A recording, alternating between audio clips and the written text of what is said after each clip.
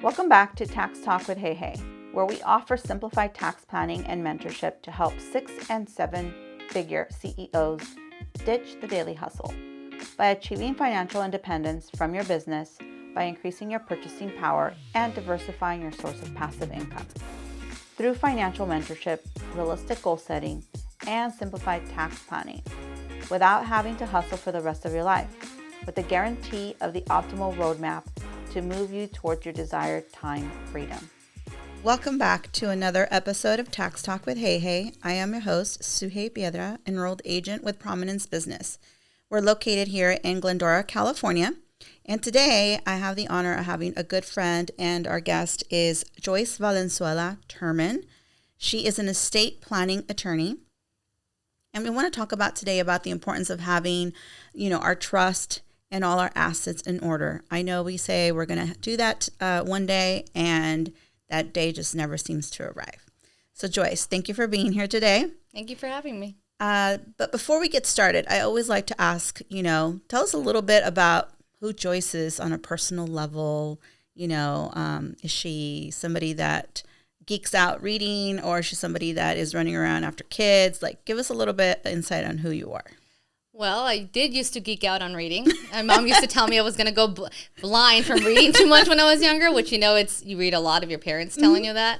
But now I'm running around my toddler. I have a 1-year-old she's almost 1.5. Okay. So there's a lot of, she's my first. There's a lot of running around after her, learning, and just busy mom. And it's hard to be a mom with and I'm sure you've been there, but with a toddler and also working. Yes. So that's what I do a lot of now. But I always like to remind individuals that, for some reason, we just get the strength. I don't know how or where it comes from, but we're able to,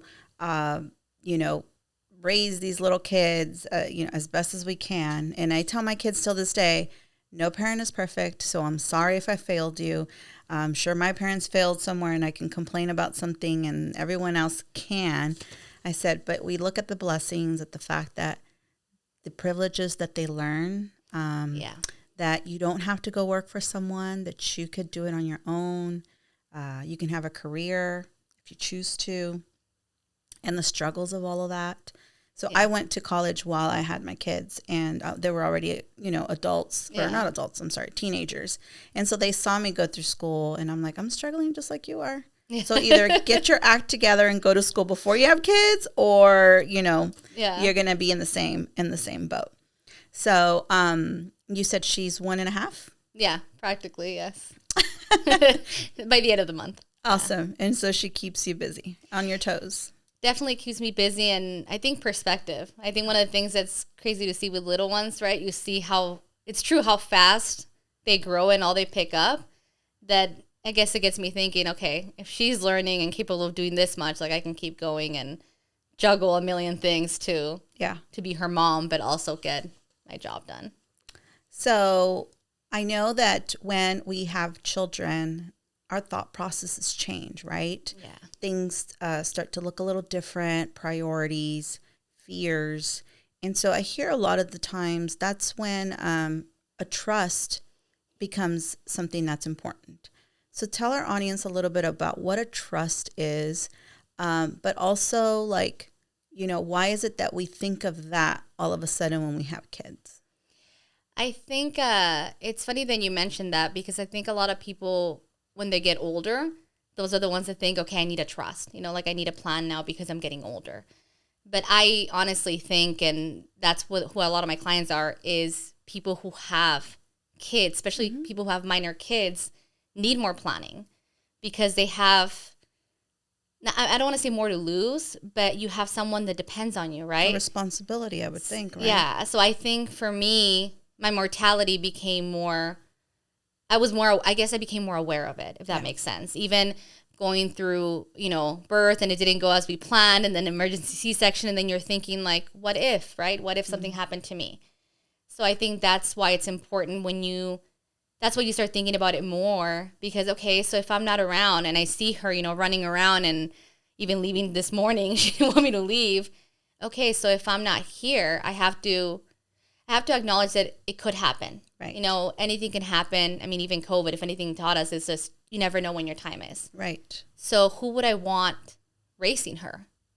How would I want her to get my assets? How would I want her to, I guess in a way with a trust too, you can pass on your values, right? How am I going to give this to her in a way that it serves her as best as, I guess I serve her as best as I can, even from the grave or whatnot. Yeah. Because when you're here, you see them grow up and you can say, okay, well, she wants to go to college or she's doing this. I'm going to invest in this for her or give money for her here.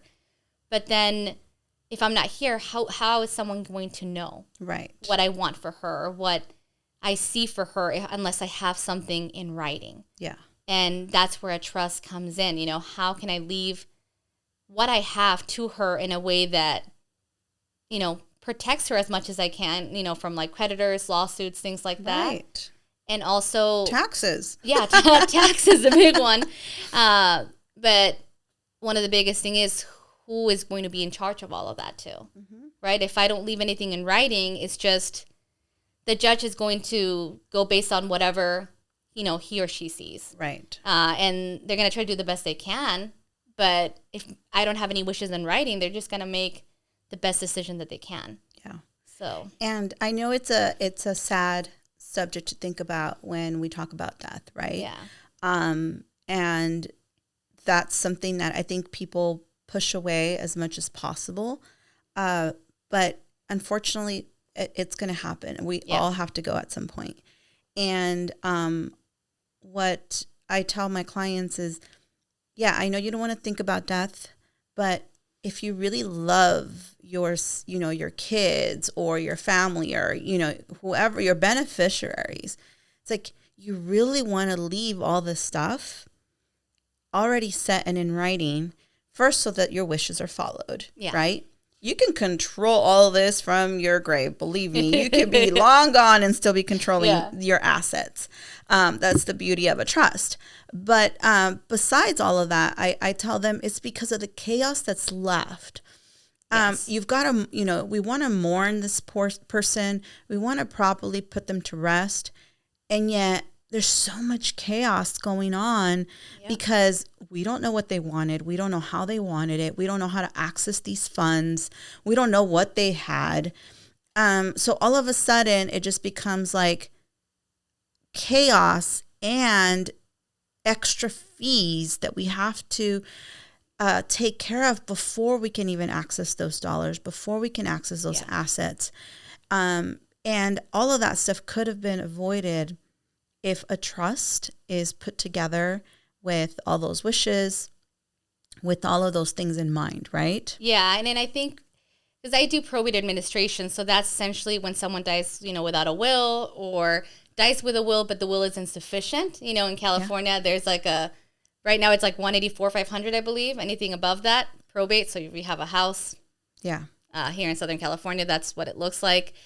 And it's unfortunate because you do see that, like, the same people get funny with money. And it's really unfortunate because you see people who are siblings, and now they're just fighting. Who's going to get this? Who's going to get that? My mom would have wanted this. My dad would have wanted that.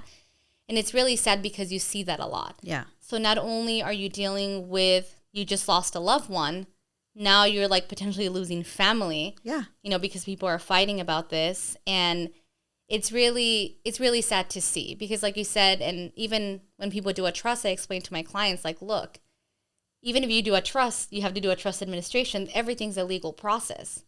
I'm like, so even that is a legal process, but it's so much simpler in comparison, right? And the world, unfortunately, is not going to stop when you're grieving. Yeah. And there's certain things you need to take care of. And then when you don't have a trust, you don't have anything set up, it's more complicated. Right. It's definitely more costly.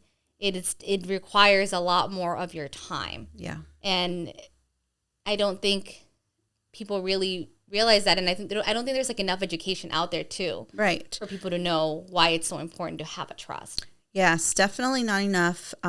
Education is one.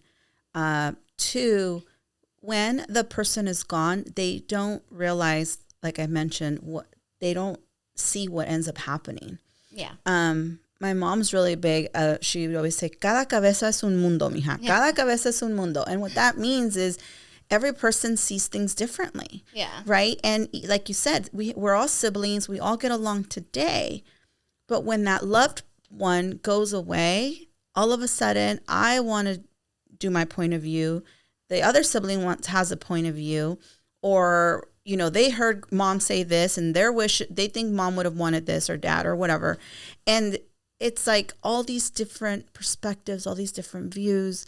And it's like, if it's in writing, if it's talked about, if it's put down, it's like, hey, we're just following the wishes. There's something that you can fall back on why you're doing the things you're doing. Right. Because I think people don't realize that you could be the best siblings. Yeah. But then when you're grieving, you're dealing with so many emotions that it doesn't matter. Everything goes out the window sometimes because that feeling is so intense that it overshadows maybe even all reason. Right. Right. So I agree. Yeah. You know, I always talk about in the podcast, and we're very big with our family and my sister's working and everything. Yeah. And that's a conversation we had not that long ago with one of my little sisters. She's like, do you think that, you know, we're ever not really going to get along and this and that? And I said, I don't feel that we're like that. I mean, we didn't fight when we were little and through our teenage years and now we're adults. I said, but I feel that where I would see it would be when it comes to something like that, where our parents where we have to make decisions on medical issues or something like that. Not the assets so much. I think it's more of the medical. Like I'm a big believer in let's try all the natural remedies first. Yeah. And then I've got my nurse sister, let's try all the medicine first, you know? So I think that that's where I would see us kind of butting a little bit more of heads. Yeah. And especially because we're doing it over our loved one, our mom, our dad. Do you know what I mean? Yeah. One of us. And so in a trust, you can actually have, let's say my dad believes in medicine and wants medicine first and doesn't believe in my natural herbs and teas. Yeah. But if he puts it in writing that his wish is for us to follow those medicals, isn't there like a medical form or something that? Yeah. So when you're thinking of, because I'm an estate planning attorney. So when we talk about estate planning, it's not just doing a trust. A trust is one thing. It protects your assets and, you know, when you're incapacitated as well and even at death. But then we do other documents that they work in conjunction with each other. Mm-hmm. One of them would be an advanced healthcare directive where you can outline your wishes, you know, how the end of life care. Like you said, right? I believe in medicine or I don't ever want to be disconnected from a machine. Right. It includes, okay, if I were to pass, what do I want to do with my remains? You know, things like that you can outline and let people know what you want. And it's funny that you brought that up because for me, one of the reasons that I feel so strongly about this, my dad died when I was 17 and he died in Mexico and we were first generation here. And I remember my mom asking, my sister was 11 at the time and I was 17. And my mom asking, do you guys want to leave him in Mexico here? Or do you guys want to bring him back with us? And we decided to leave him there because that's what we thought he would have wanted. Mm-hmm. He didn't have a directive or anything in writing.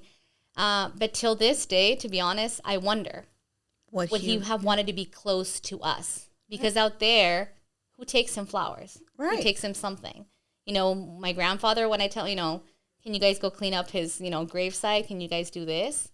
It's not as, you know, they don't keep things as tidy as over here.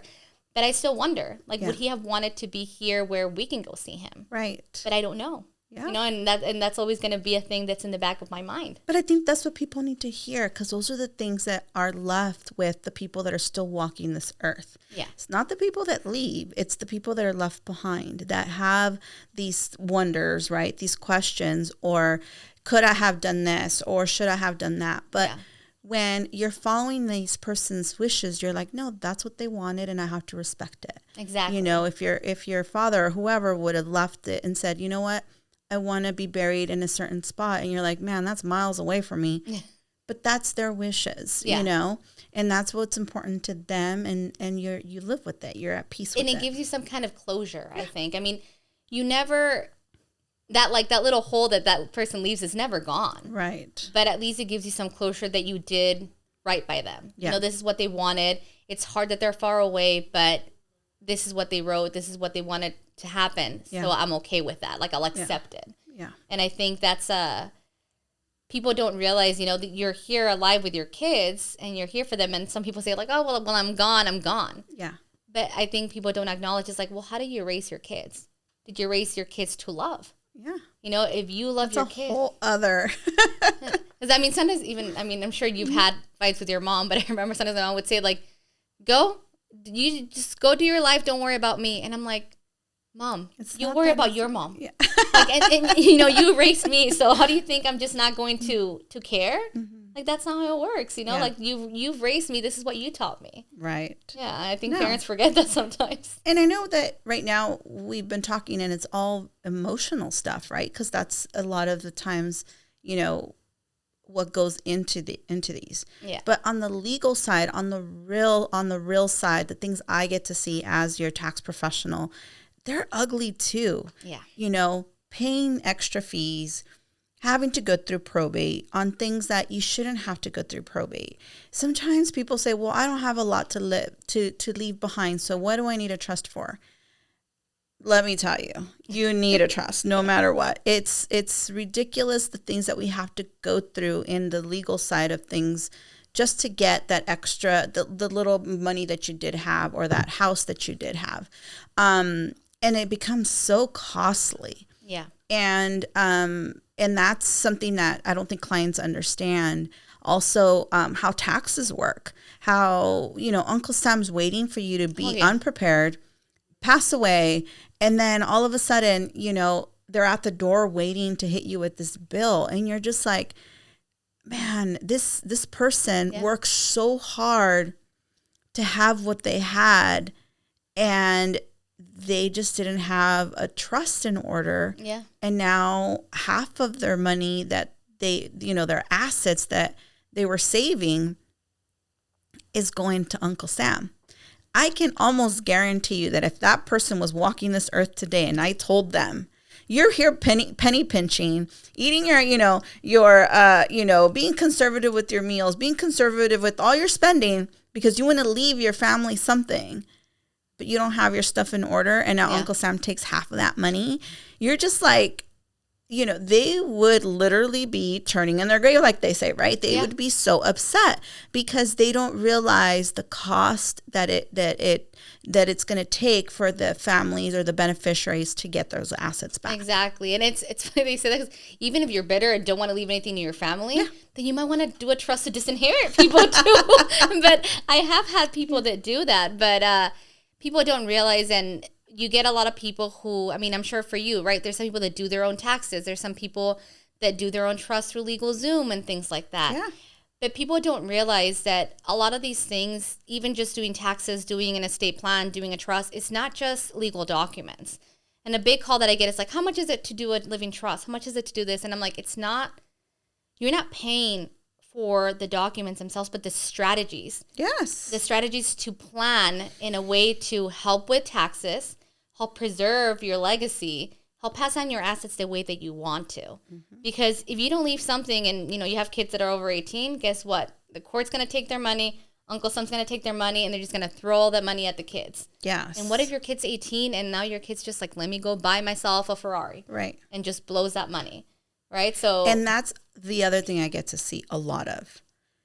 These individuals, years, all their life saving, living a very conservative life to have something. And these kids, no matter how old they are, they inherit this. There's no emotion attached to that money. Yeah. All they know is they just inherited money, and within months, it's blown. Yeah. It's like winning the lottery, right? Yeah. They get this chunk of money, and they're broke or in worse place that they were before because they didn't know how to take care of this. Yeah, money. They don't know how to use it. They don't know what to do. And they don't. That's the beauty of like a trust, right? In a trust, you can do what I like to call it a children's trust. And I tell people, don't worry, it doesn't have to be like your little child. It could be someone older. Mm-hmm. But there's ways to do something like that where you leave money in a trust where your kids only get it for what we call like they call it HEMS, it's the abbreviation, but like health, education, maintenance, and support, which is like the typical things that you want to be able to provide, right, to your child. Right. And then maybe you outline, okay, well, they get, 50% at 21. Yeah. And the other 50% at 30. Or maybe even have things like, well, if my son or my daughter wants to start a business, then they can get some money before that time. Right. There's really ways to be able to, like you said, control it, you know, in a way that it might help them more in the long term. Right. You know, or maybe you want to give them money for a Ferrari, right? But maybe you just give them that specific money and then they can blow up the rest. Well, it's we call it control, but it's also a way of, you know, creating that legacy, right? I've had clients that, you know, have passed, and in the trust, it states, you know, that their rental properties that they own cannot be sold by their kids. Okay, but they can live off of the revenue that the rental properties are receiving. Okay. Yeah. There's very strict speculations on when they could sell, like if there's some sort of an emergency or whatever. But then they're transferred to the grandchildren, and now the grandchildren could sell the assets if they wanted to. Yeah. You know, so there's like all these these wishes that were put down on these documents, and the kids are not in a bad situation. You know, the reason he did that is my kids are educated. I raised my kids. My kids are well off. They don't need these assets, but they can use the revenue from these assets, but my grandchildren can sell them to go to college, kind of a deal, you know? So it's kind of like very well written out. But these are their wishes. This is how they saw it. They wanted to create a legacy. There's scholarships in their name. So it's like, it's kind of neat the way that they set it up, but they're long gone. And yet these assets continue to produce, these assets continue to give others, you know, a better life. And it's all because it was written very well in a trust. So, and it's funny that you say that about rental properties too, because that definitely had to have been with a lawyer and a strategy. Yes. And the reason I say that is some people say, like, you can't just like leave property and tell your kids you can't sell it if you owe money on the loans, right? The lender wants someone alive on that loan and they want to get paid. But that's why you do meet with a CPA. That's why you meet with a financial advisor. That's why you have a lawyer, because maybe you don't have money to pay out the property, but maybe you get life insurance. Yes. Right? You get life insurance and you direct the trust. And then, like you said, maybe those were paid off, but if they didn't, they could have gotten life insurance to pay off, you know, those houses. And now, like you said, the houses can remain in the trust. There's no loan on them and they can create revenue. Yes. So there's a lot of strategies with a trust. And unfortunately, even people who do get a trust don't know the capabilities of them. Right. And that's why you need to hire somebody that can ask the right questions, right? Like, what is it that you really want? Yeah, what do you want to do? So I want to touch base on what you said. You know, people call and ask you, what is it going to, you know, what is your fee? And I emphasize over and over to all my listeners, to all my clients, to everyone, it's not about the fee, but the real cost behind it. Yes. You know, people tell me when I ask, why don't you have a trust? Oh my gosh, I met this attorney that were going to charge me $2,500, $3,000, $5,000. Well, you saved $5,000, but now when you pass, I'm going to charge your kid $350,000 in taxes because Uncle Sam's going to charge them that. Like, yeah. So you're letting your kids lose $350,000 of your money to save $5,000. Yeah. Like, that makes no sense. And it's funny because people will go out and maybe put a TV on a credit card or something more expensive on a credit card, but a trust, no. No. Well, that's even a worse comparison, girl, because yes, I believe that people will do crazy things and buy crazy things that are really unnecessary, and the trust is the last thing we'll talk about. One of the things that, you know, we've been talking with the girls about implementing in one of our services is requiring that our clients get a trust. Yeah. I feel that when we ask, like, what are the pushbacks? You know, first is the cost, right? And once I break down the cost, then they're like, gosh, I never even thought of that, you know, in that way. The next thing is always like, well, who, right? How can I find a trusted attorney? The next thing is always going to be like, when? I don't have time.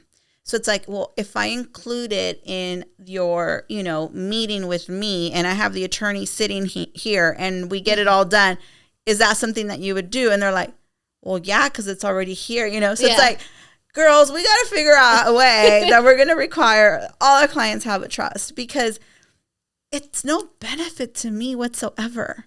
But I hate giving Uncle Sam money that they did not deserve. No, like, that hurts. No, it's funny. It's exactly. And the same thing I think about it sometimes too. And I'm like, I do this and it's part of my job, but I'm doing this because I want less people to Yeah. need, like I do estate planning and probate administration. I'd rather do more estate planning than do probate administration, because that means people are just like losing money, giving money away, paying it to the courts, paying it to the taxes, paying it to me, and it's unfortunate. And sometimes people do trust too, and now they're paying an attorney too because they did it through LegalZoom or someone didn't properly advise them. So yeah, that like you said, it's like this is your job, but it doesn't make anyone happy to see like, oh man. Yeah. Like I don't like being the bearer of bad news, right? Your loved one passed away, and I have to tell you that a lot of the stuff they worked for, like a big portion of it has to go into taxes, into the court system, into attorneys. And, I don't like to have to give that news to people, but unfortunately it's the reality of it. Yeah. And I know that you mentioned LegalZoom.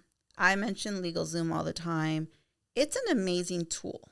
It really is. Yeah. It simplifies things for people and makes it seem so easy. But if you don't know how to use that tool, you have no business using it.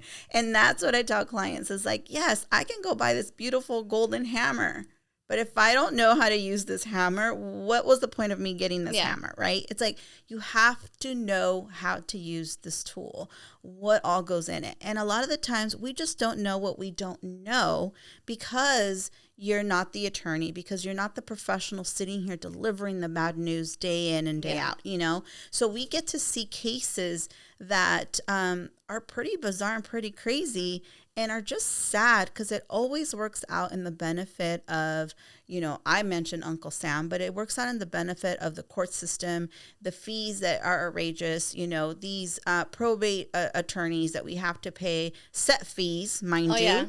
Because, I know Joyce, and let's say I need Joyce, hook me up, girl. Like, don't charge me. It's like, these are set probate fees that we have to pay. Yeah. So it's beyond our control. It's not the greedy lawyers. It's already set. But they don't, that's part of the education, that they don't know that. Yeah. They believe it's these attorneys charging these fees, and it's not just the attorneys, it's the state that puts these probate standard fees. And now, the attorney comes in and says, well, I have to charge you for this and this or whatever.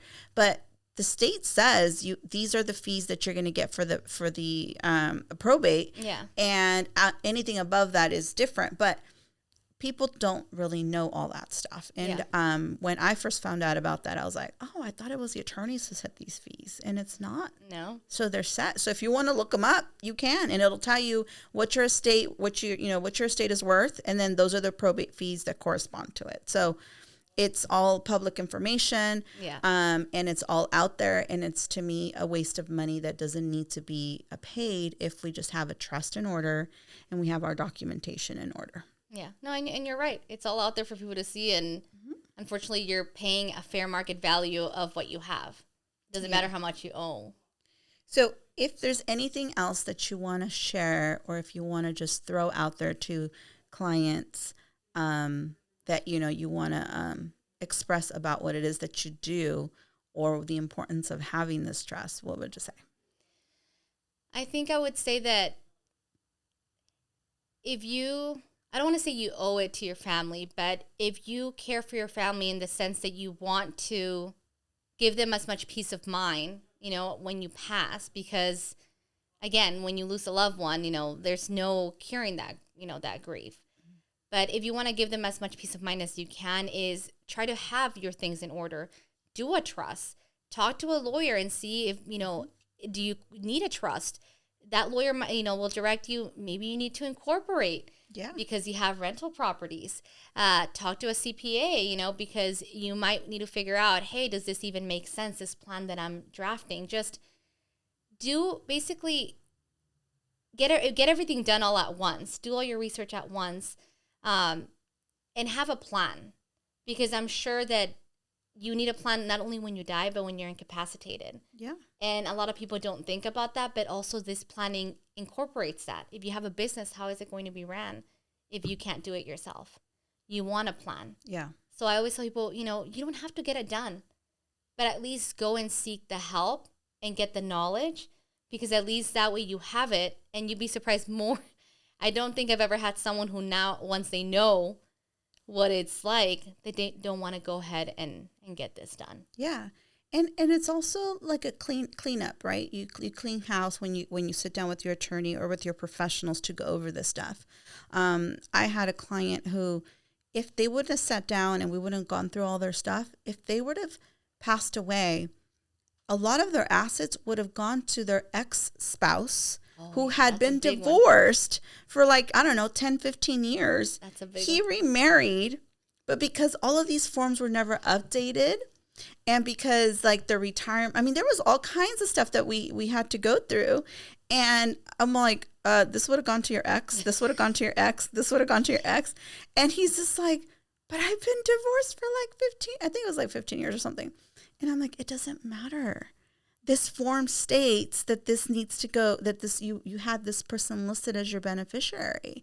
Your trust documents had certain documents that still had, certain assets listed to that individual. Yeah. I go, when you're gone, we just follow instructions, and these are your instructions. It's funny that you mentioned that, because it's true. One of the things about strategizing, right, is some stuff might not be, people sometimes don't put certain things in a trust, but they'll leave beneficiary designations. But those are questions that I ask my clients. Okay, what do you have? Like, do you have IRAs? Do you have bank accounts? Who are the beneficiaries? Because it's funny that you said that. I had a client once that came in, and I'm like, okay, so, what about this and what about that? And he's like, you know what?